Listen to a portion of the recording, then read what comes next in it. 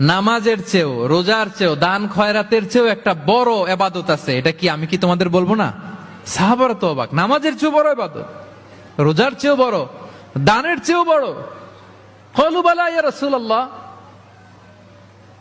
সাহাবারা বললেন অবশ্যই হে নবী, হ্যাঁ আপনি বলেন সেটা কি? বিষ্ণু সাল্লাল্লাহু আলাইহি ওয়াসাল্লাম বললেন ইসলাহু যাতিল বাইন, বিবাদমান দুই গ্রুপকে মাঝখান দিয়ে যে মিলিয়ে দেয়া।